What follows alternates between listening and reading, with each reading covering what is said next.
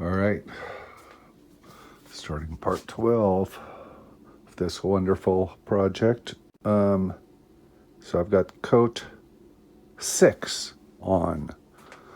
I lightly sanded coat 5, wet sanded it, and now this is coat 6. And if I have to sand it down too, once it dries, I put it on real thick.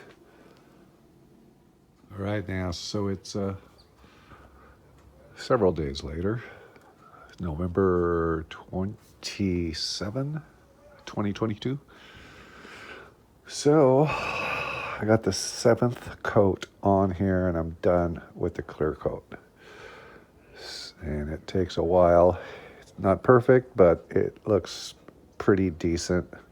There isn't too many defects. It's very smooth. I got it mocked up. Had a little bit of a warp to it, so I'm just leaving it with this rig. Luckily, I have all this junk laying around. All right, I just fired off an email to Lyon and Healy West. They're in Utah. I called, no one picked up the phone. So I just sent an email just asking, how many of these inlay dots do I need for the base section. I have been told there should be 7. I do have 6. I can dig those out. So I might have to do that. I don't know. I asked them about those, if they have those, and if they know anything about the eyelets, and how many of those I need in different sizes. I don't know if they graduate from large to medium to small. I know that Robinson's Harp in San Diego, they sell them in large, medium, and small, so got to find that out. Maybe I'll call them next. So I have I have a vice party going on here. All my vices and stuff. I don't know why I save all this. Comes in handy, all these heavyweight things that I've saved over the last 30 years. But it's got a little bit of a curl to it. So I'm trying to reverse the curl by weighting it down and just leaving it like that, because I want it to be pretty flat.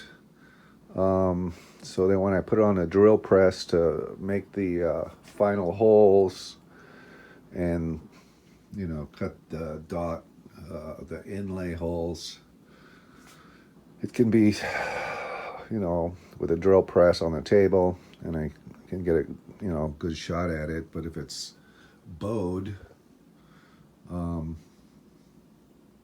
that'd be weird. It would be not straight. So I'll just leave it like this for several days, see what happens. I did it overnight. It straightened it a little bit, but it still needs more. It's more this top skinny section. I don't know why it did that. The coats of it was flat. The coats of clear probably made it warp a little bit like that, even though there's no water in it. It's oil, but still, I guess it's just as it dries, it shrinks and it's pulling it. So we'll carry on. Okay, so today I'm just trying to find parts to complete the soundboard. So I found this 3/8 natural nylon, $1.47 for a foot of it. And with this, you can just cut it, and make inlay dots with it. I might only need 1, or I might use this for all 7 of them so they all match. And then you have to get one of these. Right here, I got this one. So a 3/8 diameter steel Forstner drill bit. Okay. And what this does, it just has a weird It makes a real super clean hole for your inlays. That's what they use for guitars and stuff like that. Instead of a regular drill bit that just has a sloppy hole, you know, this is just precise. And I should be able to use my drill press to put this in. I'm not going to be able to get all the holes because the soundboard's too wide to fit. It hits the part of the drill press. So, well, I got the nylon rod. It's a little bit wider, but it's pretty much the same size.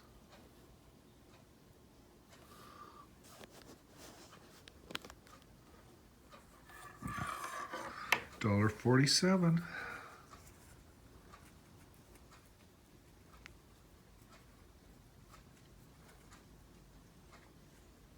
Yeah. Okay. So with this, I was trying to figure out how to cut it. I read a bunch of different things. One of them, you can put this in a drill motor, and then with a sharp utility blade, you know, when the thing's spinning, like say if it's in a drill press, then you just hold the blade up against it. I don't know. I'll have to see it. Having a lathe would be nice, but you know, we'll see. We'll see what we can do. So experimenting with making these inlay dots. So here is the bar that I got, and all I did was put it in a vise, and then with a Dremel, little miniature cutoff wheel, I just marked it and then cut it. This is just a tiny bit smaller than this as far as the circumference. It's hard to tell, but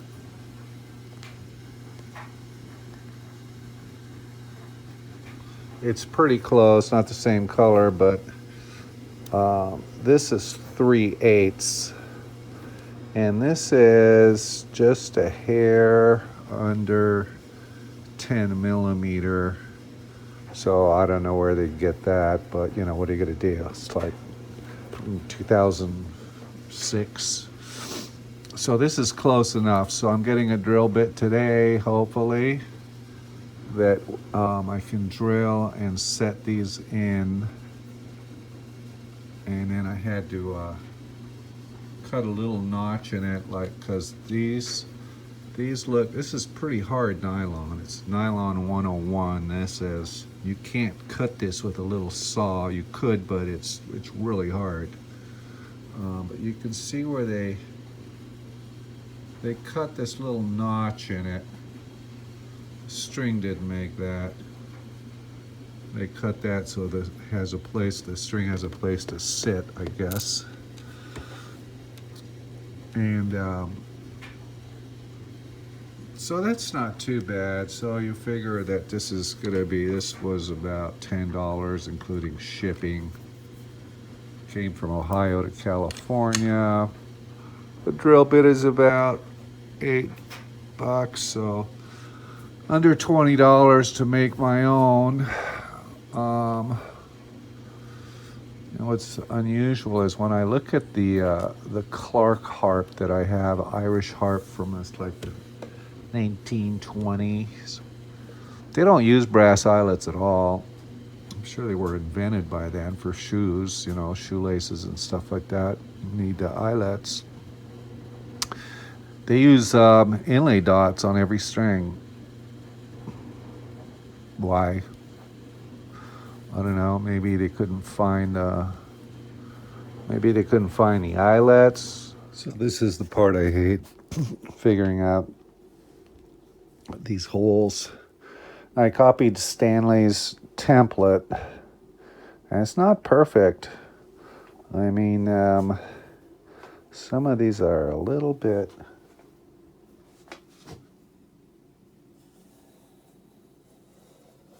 Looking for straightness.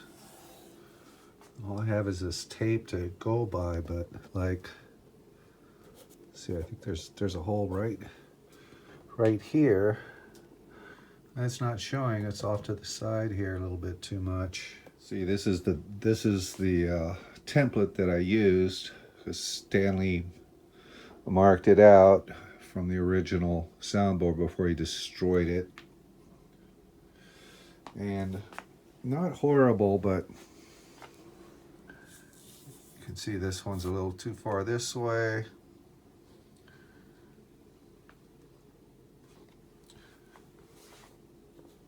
This one right here. This is the one that's way out. So I ran across this for the fun of it. It's Thormont, however you pronounce that. But they decorate the harps with inlays like this. What a nightmare that would be. Looks pretty cool though.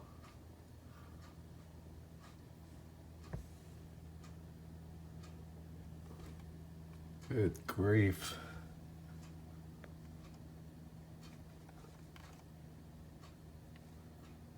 They do all kinds of fancy work. And about $350 for that. The process, oh my God. Dave routing out the space for the pearl to lay in. Look at that. That jig, wow. Oh my God. My eyes would go bad doing that.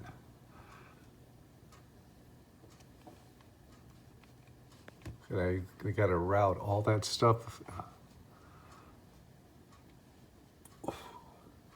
Some pretty cool workmanship there, huh? Look at that. I mean, how long would that take you to do that? And how do they cut the pearl to fit in there? Okay, I used a ballpoint pen because it comes off of this pretty easily when you wipe it with some Windex. So I'm looking at the alignment.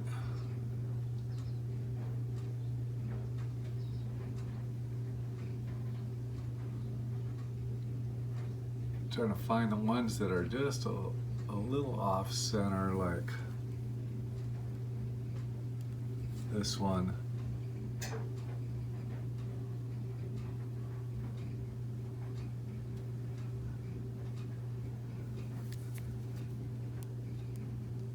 This one.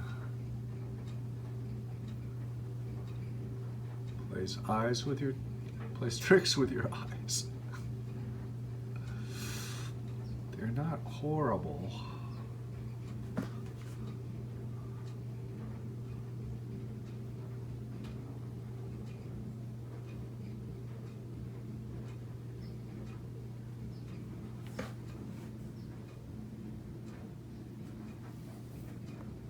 This one a little bit.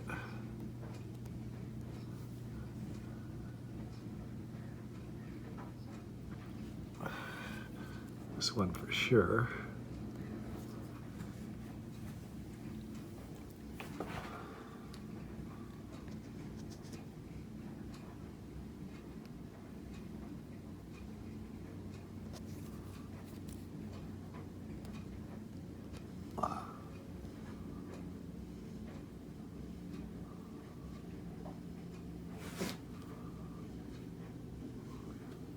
So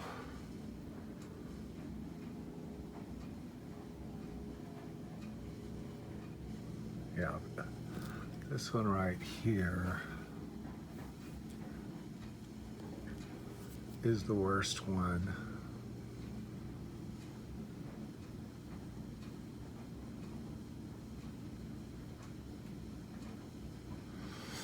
So just gonna have to, I should be getting that drill bit today so I can do 1, 2, 3, 4, 5, 6, 7.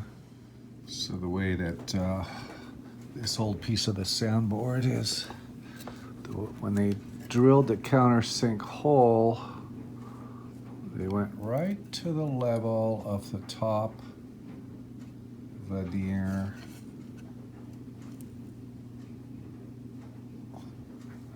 So that's what I'm aiming for. And it does look like they used some kind of a glue inside there or something because it's shiny, it's not wood. I read that for the brass eyelets, they drill a hole and they just push it in. It says in one article that they don't use glue, they just push it in.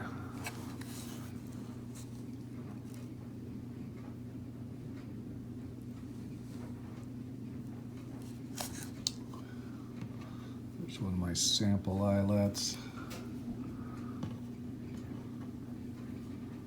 that I made.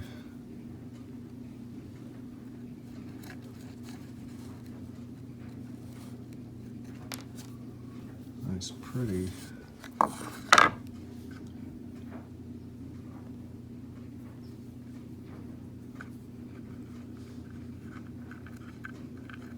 They're so hard to handle, they're so small.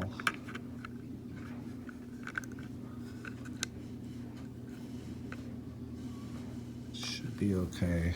We'll see. Hope I don't mess it up. Okay, this is what I'm thinking of doing.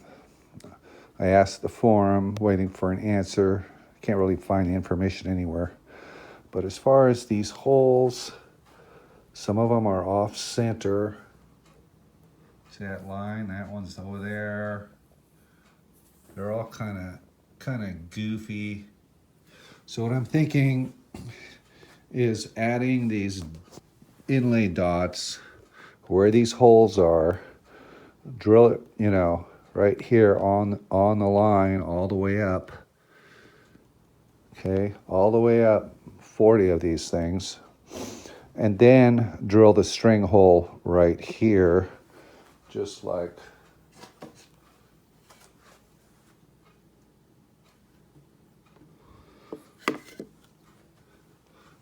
they did right here.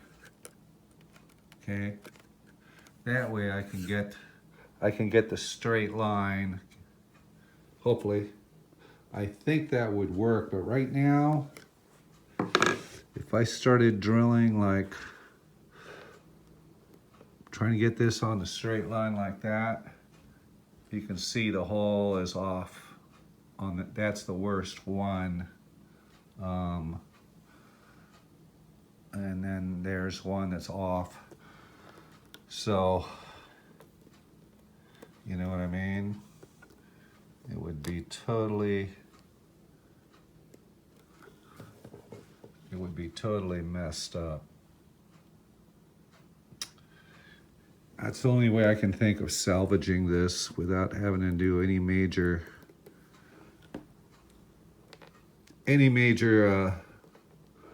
modifications of taking this thing off and putting a new one on. And I don't know. I know why the reason it got off. When I had to drill it on the back side, it was difficult because I had to transfer the template that I had from Stanley, hopefully, for these holes here.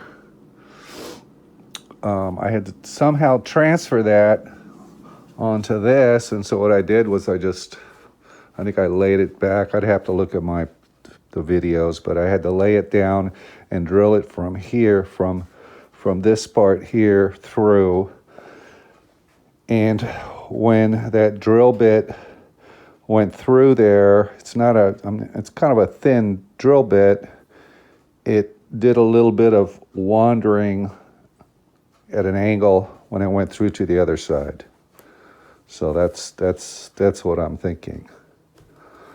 So I don't see why this would hurt. If they put these for the bass strings, And those are really strong strings. I mean, they're a lot of vibration. They're big and thick. I don't know why they put these in here. If it has something to do with, if you had brass ones in here, those bass strings would crack the brass and, you know, mess it up. Where these, I guess they're sunken in, you know, about 1/4 of an inch, glued in, and they hold up stronger. Still waiting. I can't find any information on the internet on why is it only the bass ones, but now the Clark harp in there, it's a smaller harp, and their inlays are, you know, half this size, but they have inlays all the way up. They don't have any eyelets in there, so it's been done before. We'll see, but that's my plan of action. So here's the original one, dot inlay. It is 6 millimeters deep. So what I figured, if it's 6 millimeters times 40 of these things, it's 240 millimeters. Converted to inches, that's 9.44 inches, almost 9.5. And here I've got a little over 10, about 10.5. So I think I have enough of this material to do all of it. That'd be cool. I was thinking I'm gonna have to order another one of these, but I think I can do that. We'll see.